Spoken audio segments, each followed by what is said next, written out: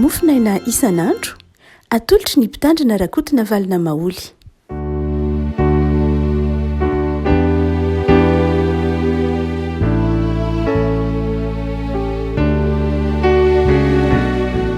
Farinarahabantsika lavako malala tratra ity alakamisy fa roambropolo ny volana febroary taona efatra amby roapolo sy roa arivo ity. Ny mofinaina valahatra hoantsika dia ny bokin'ny Josoa. Josoa toko faha roa amby roapolo, Josoa toko faha roa amby roapolo andiny voalohany ka hatramin'ny andiny fahadimy. Aminaran'i Jesosy. Hatramin'izay dia natsoin'i Josoa ny Robenita sy ny Gadita sy ny atsasaky ny fireneny Manase ka ho izy taminy. Ianareo efa nitarina izay rehetra nandidiny Mosesy mpanompon'i Jehovah anareo, sady efa neny feko koa tamin'izay rehetra nandidiko anareo. Tsy nilaozanareo ny rahalahinareo hatramin'izany andro maro izany ka mandraka androany fa notandremanareo ny lalàna nasain'i Jehovah Andriamanitra reo nitandremanareo. Ary ankehitriny dia efa nomen'i Jehovah Andriamanitra reo fitsaharana ny lalànareo arak'izay efa nolazainy taminy. Koa modia ankehitriny ka makanesa any amin'ny lahinareo avy ho any amin'ny taninareo izay nomeny Mosesy mpanompon'i Jehovah anareo any andafin'ny Jordana. Kanefa mitandrema tsara mba hanaraka ny didy sy ny lalàna izay nandidiny Mosesy mpanompon'i Jehovah anareo. Hitiavanareo an'i Jehovah Andriamanitra reo sy handehananareo amin'ny lalàny rehetra sy hitandremanareo ny didiny sy hifikiranareo ary hanomponareo azy amin'ny fonareo rehetra sy ny fanahynareo rehetra. Ray masonao manao masinana ny fahamarinana tenina ny fahamarinana. Amen. Eto dia Josoa miantso ny taranaky Robena sy ny taranaky Gada ary ny atsasaky ny fireneny Manase. Any andafin'ny ary ampitan'ny Jordana zany no mipetraka ireto foko telo ireto na ireto firenena telo ireto. Ny firenena Manase moa efa nizara roa, nisy ny apahany taty amin'ny ampitan'ny Jordana ary nisy kosa taty amin'ny nizara roa zany, nisy taty amin'ny ilany andrefana, nisy taty amin'ny ilany atsinanan'ny Jordana. Ary dia nisy kosa ireo telo reto zany izay ny atsasaky ny firenena Manase niaraka tamin'ny fireneny Gada sy Robena taty ampitan'ny Jordana niataka tamin'ny namany zany. Nana marimarina kokoa rehefa natao ny antsapaka tamin'ny andron'i Mosesy dia taty ampita zany no nahazo ny zaran-taniny ny Robenita sy ny Gadita ary ny apahany fireneny Manase. Dia novoriany Josoa manokana izy ireo mazava ho azy satria ny firenena hafa rehetra dia efa nivory tany silo. Dia rehefa nivory tany silo izy ireo dia izy zany efa nafaran'i Josoa ny momba ny fijoroana vavolombelona rehetra. Dia aveo kosa Josoa namory ireto firenena telo ireto satria mitokana izy araka ny volantsika teo. Dia ny afatra dia tsy niovany aminy hoe tokony hitiavany ny fireneny Robena, ny fireneny Gada ary ny fireneny Manase an'Andriamanitra. Fa nantitranterana zany ny tokony hanompo ny fireneny Israely an'Andriamanitra ny afatra Josoa. Ary dia taorina ity afatrafatra ity raha somary kisaka kely itsika madinika ny toko faha roa amby roapolo manontolo dia nanao tsangam-bato ny fireneny Robena sy Gada ary ny atsasaky ny fireneny Manase. Nanao tsangam-bato izy. Nanao tsangam-bato na altary izy teo amoron'ny onon'ny Jordana. Dia io tsangam-bato io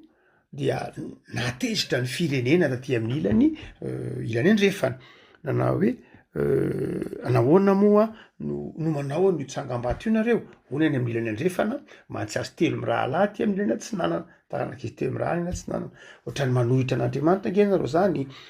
tao manao alitara hafa mihitsy nareo, dia nirotra mihitsy ara nipisorona, ny solitena, ny firenena ireo foko hafa dia nipitana akany amin'ny firenena izy telo mirafisana taranak'izy telo raha tsy mety zao ataonareo zao, sao dia mivadika amin'Andriamanitra nareo ka hiteraka fahafatesana ho antsika mianakavy, inona ny dikan'ity alitara ataonareo ty, inona ny hevitra zao, mihodina amin'Andriamanitra ianareo.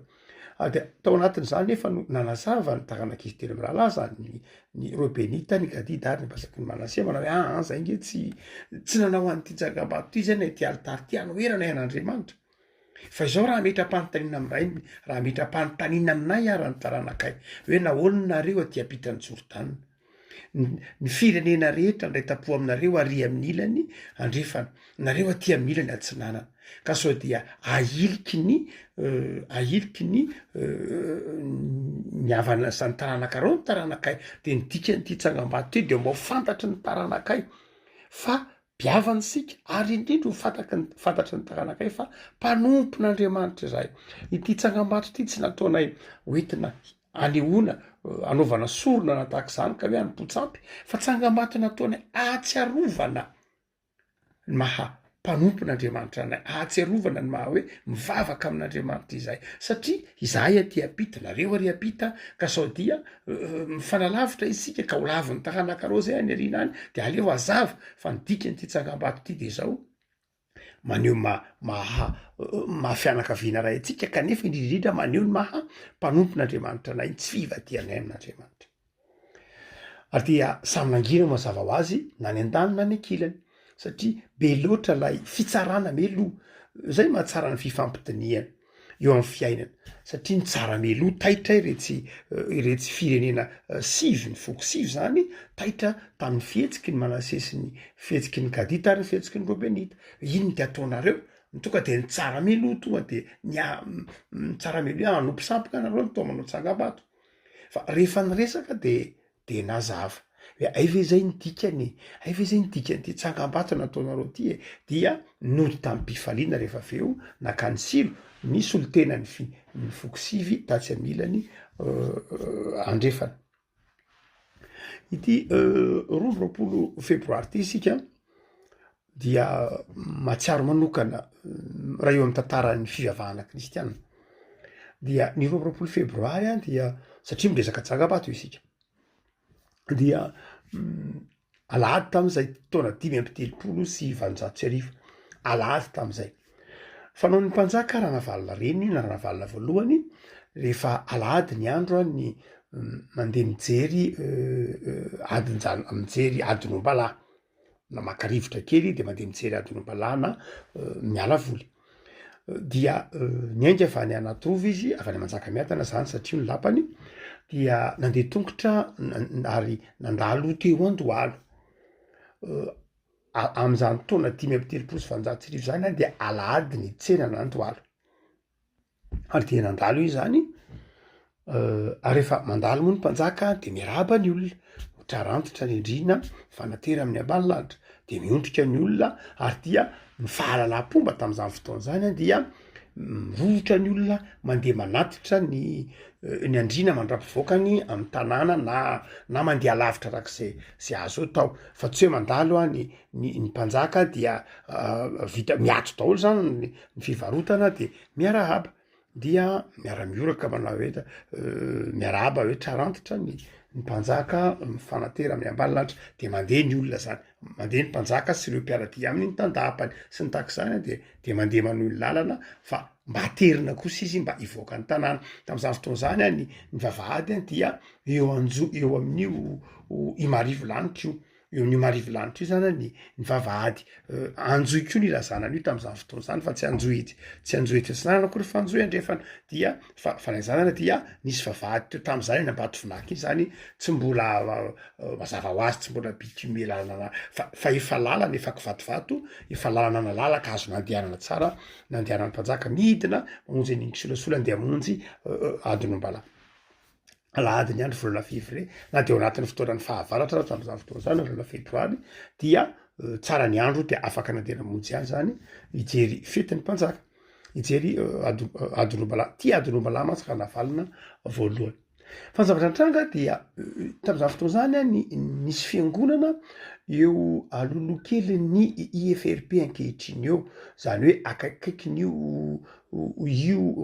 ratsy teo amin'io toerana misy ny sekoly katolika ankehitriny io. Teo zany dia nisy ny trano fiangonana, trano fonenany misionera moa fa tsy mbola tery trano fiangonana izy, fonenany misionera, zany hoe lalana ny lalovany mpanjaka mihitsy. Amin'ny fotoana andalovan'ny mpanjaka io kosa nefany satria lahady ny andro dia mivavaka ny missionera ary efa nisy kristianina vitsivitsy niara-nivavaka tamin'ny missionera tao, isan'izany ary ireo olon-dehibe vitsivitsy tsy de lehibe vitsivitsy moa zany fa nisy olona ataotsika hoe maromaro tao dia efa malagasy io zany. Mpanjaka nandalo reo kristianina vitsivitsy dia volana febroario dia 5telopolo efa tao anatin'ireo zany Rasalama, tao anatin'ireo ry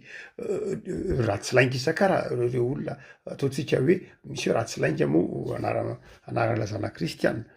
dia nifa misy maromaro izy ny tao. De tezitra ny mpanjaka satria amin'ny fotoana zay nandalovan'ny mpanjaka teo 20 febroary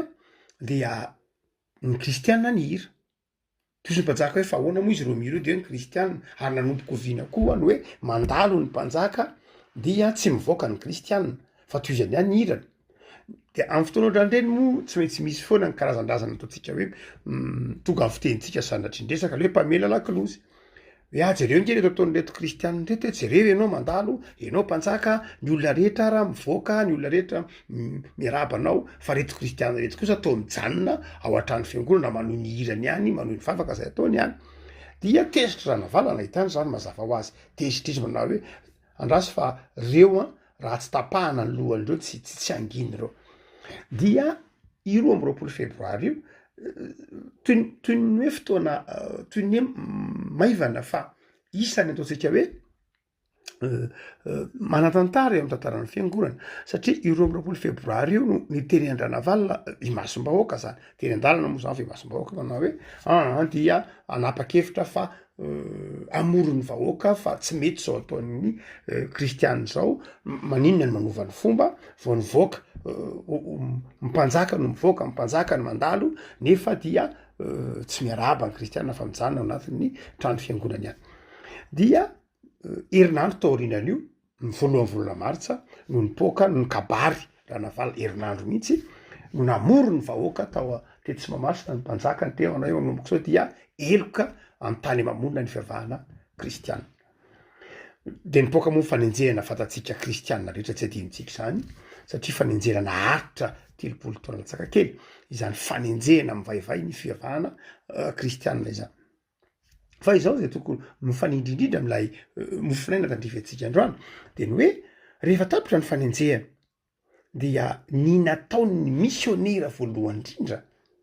dia nanangana tsangam-bato tahak'izay nataon'ny taranaki Robena sy taranaki Gada ary ny taranaki Manase. Nanangana tsangam-bato ary ny tsangam-bato lehibe nataon'ny misionera dia trano vato. Ny tsy tokony adinoina dia ireo trano vato efatra lehibe eto Antananarivo, trano vato Ambatonakanga, trano vato Ambohipotsy, trano Efitsekema zany io ny fiangonana trano vato Ambohipotsy, Ambatonakanga, Ambohidrapamarinana ary Faravohatra dia fiangonana ataotsika hoe fahatserovana ny martiora. Ary tsy fahatserovana ny martiora ihany fa tahak'izao nataony ny firenen'ny Gada sy ny firenen'ny Robena ary Manase zao manao hoe ity atsangana ety tsangam-bato ity, aorina ety tsangam-bato ity mba anehoana fa anehoana fa zahay dia mino an'Andriamanitra, izay dia manompo an'Andriamanitra. Ka raha hatr'izay anontany anay ny taranakay dia ity tsangam-bato ity dia anaporofo amin'ny taranakay fa mino an'Andriamanitra nanaraka an'Andriamanitra izahay. Izany hoe ity dia tahak'izay ireo trano vato efatra eo zany de tahak'izay nataony reto taranaky Robena reto tsika teo. Ka rehefa mijery ny trano vato rehetra reny isika dia tsy tokony adinotsika zany zay eo amin'ny tantara hoe tsangam-bato nahatserovana izy reny filazana fa kristianina mivavaka tamin'Andriamanitra rain'i Jesoa ny malagasy. Reny zany dia tsangam-bato nilazana pahabe maso fa tany kristianina fa manompo an'Andriamanitra rain'i Jesoa ny malagasy. tsy hoe trano vato fe trano vato natao iangonana ihany izy ireny, mazava ho azy fa natao iangonana izy, mazava ho azy fa natao toeram-pivavahana izy, fa lalina lavitra aloha zay no hevitra ireny tsangam-bato ireny. Fa nandrify indrindra amin'ny andininy fahafito amby roapolo na ny maromana koa mandininy fahenina amby roapolo no antony nanondrena reny trano vato reny zany, manao hoe aoka isika norona altara ho antsika, tsy anaterana fanatitra hodorana nefa na fanatitra hafalatsatra, fa mba ho vavolombelona ho amintsika sy ny taranantsika mandimby itsika hanaovanay ny fanomponan'i Jehova eo anatrehany amin'ny anaterana fanatitra hodorana sy fanatitra hafa alatsatra ary fanatrim-pihavanana, mba tsy ho lazay ny taranankareo amin'ny taranakay rahatray hoe tsy manana anjara amin'i Jehova ianareo. Zany hoe reny trano vato reny na reny trano fiangonana reny zany dia tsy natao hoe sampy zanatry, mazava ho azy fa tena fahatsiarovana hoe nanompo an'Andriamanitra nalatsa-dra teto amin'ity firenena ity, ary ity firenena ity de nandatsahana nisy maritiora noenjehina, nisy maritiora novonoana ary tany kristianina protestanta ity tany ity. Marina loatra fa hoe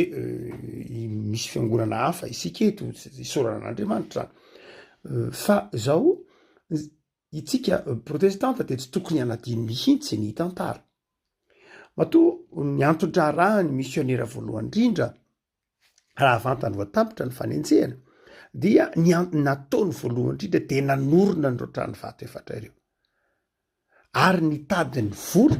nanorenana ireo trano vato efatra ireo. Tsy mora koa reo nanorenana an'ireo, tsy mora nataontsika hoe lafiny civilisation fotsiny ihany ara, fanohitra tamin'ny vavahana, fanohitra mihitsy tamin'ny fomba fisainana malagasy tamin'ny fotoanandro. Malagasy tsy manorona trano amin'ny vato zany, malagasy tsy manorona, malagasy tsy mipetraka, malagasy neti-parazana io zany, malagasy tano vavahana kristianina io zany, tsy manao trano amin'ny vato zany. Ny vato zavatra natao hoan'ny, tsy natao iarabelona amin'ny, tsy natao hoan'ny velona mihitsy. Ny vato dia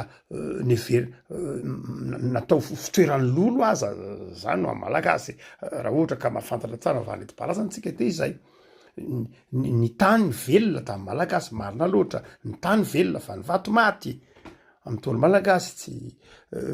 ny tany velona dia eo amin'ny velona eo amin'ny tany velona ny maniry ny zavaboary de manao trano amin'ny hazo na amin'ny bozaka na tahaka izany ny malagasy, fa tsy fanaon'ny malagasy loatra ny monina amina zavatra vato, satria ny vato dia tsika teo hoe ho an'ny lolo, natao raha tamin'ny tolo. Atao ahoana moa fa zay mbola finoan'ny tolo teo aloha, dia nataony hoe vato velona de vato mbola maniry ery amin'ny satria everiny tolo fa ndray misy vato maniry,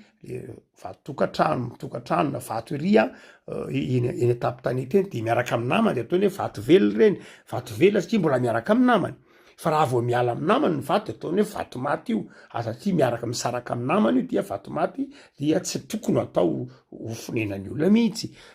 Fantatry ny malagasy, fantatro ray aman-dreny rehetra raha efa tranainy zany fomba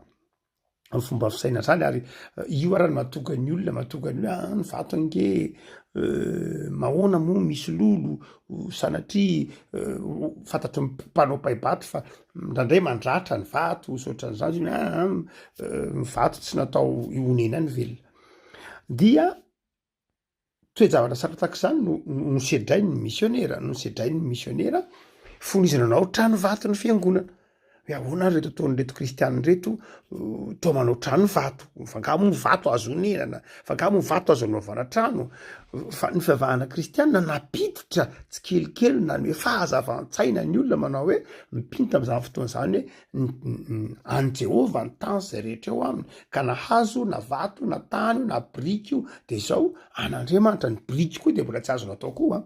ny biriky tsy azo natao nandoro biriky, fa ny misionera ny ampianaratsika nandoro biriky rehefa taoriana ny fanenjehana vavahana kristianina vao afaka nandoro biriky isika. Ny misionera mbola nampianaratsika, ny anglisy mbola nampianaratsika nandoro biriky, nanaovana ny trano biriky, trano valozoro sy ny sisa rehetra. Fa raha ny vavahana enti-parazana de nanohitra koa fonona kely malaza de mandrakitra tsorano mihitsy ny fandoroana tany, tsy azo natao zany tamin'ny kely malaza,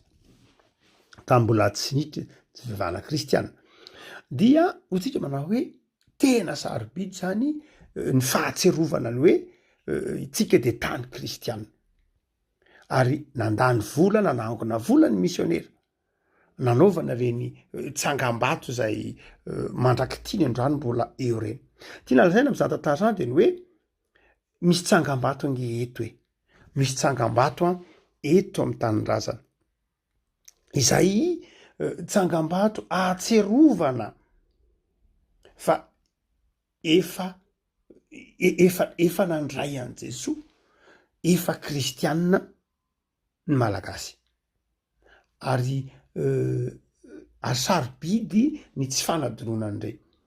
nahoana mantsy de zao fantatry ny missionnaire fa raha vantan'ny firenena anankiray na ny fiangonana na ny fianakaviana na ny olona manadiny ny tantarany de malemy izy very maridalana izy ary zay mahatonga ny taranaky Robeny eto ny taranaky Gada ny taranaky Manasea nanorona tsangam-bato hoe tsy maintsy ahorona ity tsangam-bato ity mba ho fantatry ny taranaka any arina fandrao horoahany avy any andrefany zay ka horoahana ny tsy mifankahazo satria misy reny rano mampizaraka atsika ka sao dia ataon'ny olona zay manao hoe ana nareo nge tsy mpivavaka nareo nge hafa mihitsy de manangany ty tsangam-bato izay hoan'ny taranakay zava-dehibe rehefa malala lay hoe manao tsangam-bato ho an'ny taranaka reo ray aman-drenitsika zany tamy fotoanandro tamy taona 13,930 13,930 de nanorona ireny tranovato reny ho fahatserovantsika amin'ny vanim-potoana ankehitriny fa kristianina sika satria mahatsiravako malala betsaka ny manadino ny tantara manadino hoe kristianina angesika tany kristianina angety ity nomen'Andriamanitra atsika ity tany zay efa nisy ireo zokiray aman-dreny nalatsa-drato eto namony ainy no ny amin'ny fivavahana sy ny amin'ny finoana mba hahatonga atsika tahaka zao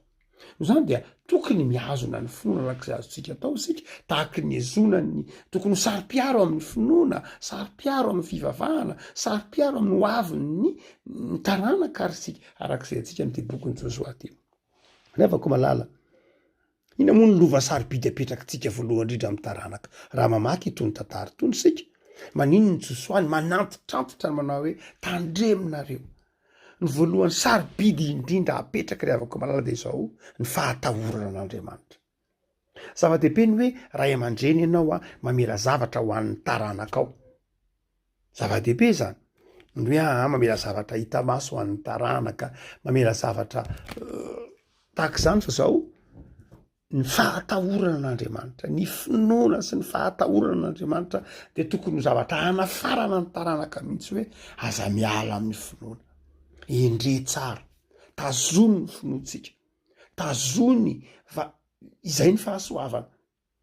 marina fa ny maha-kristianina de tsy zavatra alovana akory fatatsika zany tsy elovana fa izao kosa nefany tena fanabeazana azo atao mihitsy tena adiditsika mihitsy adiditsika ray aman-dreny ny mampita ny finoana mampita ny fitiavana mampita ny fahatokina an'Andriamanitra amin'ireo taranaka amin'ny fandimby adidy zany tahaka nataony reo ray aman-dreny teo aloha de adiditsika ndreky mampita zany amin'ny taranaka any aorina tahaka ny nataony reto firenena zay volantsika reto ny fireneny Robena i Gada ary i Manase ny ady varotra mihitsy afaka malala mampalahelo ihany ny mijery indraindray zanaky ny kristianina tsy tonga any am-piangonana ndraindray zanaky ny kristianina ndraindray tsy mivavaka zanaky ny kristianina ndraindray tsy vita batisa zanaky ny kristianina ndraindray tsy tonga ny orona amin'ny finoana ny zanaky ny kristianina de tokony ho kristianina mazava tsara mihitsy zay ny tiany Josoa eto manao hoe zanaky ny mpino de tokony ho mpino fa izy ary ny tokony ho mpino voalohany indrindra ny zanaky ny mpino sarotra mihitsy amin'ny fivavahana silamo ny eritreritra manao hoe ny zanaky ny silamo dia tsy ho silamo sarotra mihitsy zany amin'ny fivavahana silamo fa nahoana no mivavahana kristianina ny hoe zanaky ny kristianina de tsy tonga ny ray aman-dreny kristianina fa nandray ny ray aman-dreny manao hoe ny andraso amonjy lehibebe ka izy ary tsy mety miangona ko ka izy any am-piangolana mitomany fotsiny ko ka izy tahako izao tsy mahafaka atsika tsy mahafatsiny atsika eo anatrehan'Andriamanitra mihitsy zany hoe satria mitomany izy de tsy nentinay satria zay be asa de tsy nentinay satria zay tototra satria zay vizana satria zay zao de tsy tonga ny am-piangolana tsy mahafatsiny atsika mihitsy eo anatrehan'Andriamanitra zany fa tsy maintsy ho tsarain'Andriamanitra am'zany izy sika tsy hoe manamaivana tsy hoe mampitahotra zanatry ny vava fa tena ny zoatra masina mihitsy ilay mpianatra zany ho hitantsika io ny hoe adidiny ray aman-dreny mihitsy ny mitondra an-tsanany any amin'ny fiangonana na mafy ary zany mangiry firy zany ny mifomaraina ny miezaka sasatra de sasatra fa izao tsy maintsy atao zany satria voadina atao tao anatrehan'Andriamanitra ary nataony ro ray aman-dreninao taminao nataony ro ray benao taminao de ataonao zany ankehitriny ary na tsy nataony koa ary zany fa natsoin'Andriamanitra ho am'zany ko ianao de manao zany ho an'ny taranakao afaka malala engany tsy hanamaivana ny tantarantsika isika ary anao zava-dehibe ny hoe taranaky ny kristianina de tokony ho kristianina ivavaka isika tompo ao misaotra anao zahay noho ny amin'ny tantara zay tsapanay amin'ity soratra masina ity saro-piaro amin'ny mahampino azy ny taranaky Robena ny taranaky Gada ary ny taranaky Manase de ataovy saro-piaro amin'ny finoananao koa zay ataovy mahay mampity zany ho an'ny taranaka any ariana ataovy manao tsangambato ho vakiana sy ho tsarony ireo taranakay fa pino ary niorina tamin'ny finoana zay ankehitriny mba iorenana izy ireo koa amin'ny finoana mamelanay tompo raha toa ka mitavozavoza zay tsy mahay mitaiza tsy mahay mampita vitanay ny mikarakara manome sakafo vitanay Jesoa ny mandany vola vitanay ny mandany fotoana anefena ny taranakay amin'ny maha olona azy fa ndraindray tsy vitanay kosa ny mitaiza azy iorina amin'ny lafiny ara-panahy mba hitoetra ho kristianina ary hiaina ny fiainana kristianina ataovy mahafoy fotoana mahafoy fananana mihitsy zay tompo amin'ny fanolokolona ny taranakay ho avy tsy ho variana amin'ny vanim-potoana ankehitriny fotsiny ihany de mamelanay koa am'izay rehetra mety ho fitavozavozanay amin'ny fiarahamonina ka manjary mifanjany zay amin'ny fanabeazana fa ataovy ty fanabeazana ataovy ty taranaka izahay de mivavaka izay tompo vavaka ho an'ny fiangonana izay manolokolo taranaka ataovy fiangonana mahatoky amin'ny teninao mahatoky amin'ny fitoriana ny filazantsara tsy ireo ny tokantrano tsirairay Jesoa anjakao ho feno fitiavana anjakao mba tokantrano anjakan'ny fifaliana ireo manana olana paherezo ireo sahirana fanabeazana da io dia mametraka ny fiainanay mandrakariva eo mba hafahasoavanao zahay fa Andriamanitra famindrampo ianao amen